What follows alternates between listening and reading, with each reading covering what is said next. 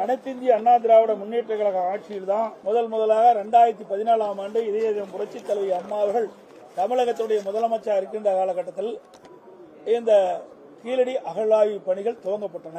பிறகு 2015ஆம் ஆண்டு ஆய்வாளர் திரு அமர்நாத் ராமகிருஷ்ணன் அவர்கள் தலைமையில் முதற்கட்ட ஆய்வு 2015ஆம் ஆண்டு துவங்கப்பட்டுவிட்டன. இரண்டாம் கட்ட ஆய்வு ஜனவரி 2016ஆம் ஆண்டு துவங்கப்பட்டது. திரு அமர்நாத் ராமகிருஷ்ணன் தலைமையில் தொடர்ந்து மூன்றாம் கட்ட ஆய்வு ஆய்வாளர் திரு ஸ்ரீராமன் தலைமையில் ஜனவரி 2017ஆம் ஆண்டு அது அப்படியே தொடரப்பட்டது. நாலாம் கட்ட ஆய்வு அம்மாவின் அரசு மத்திய அரசின் அனுமதியை பெற்று தமிழக தொல்லியல் துறை 2017-18ஆம் ஆண்டில் கீழடி ஆய்வை மேற்கொண்டது.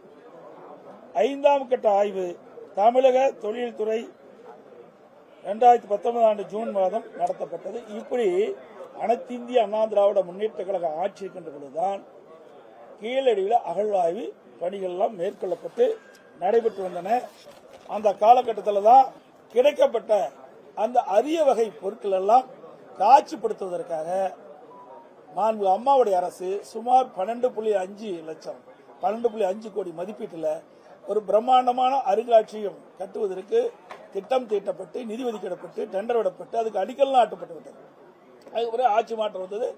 திராவிட முன்னேற்ற கழகம் ஆட்சியில் கட்டியிருக்கிறார். இது வரலாறு.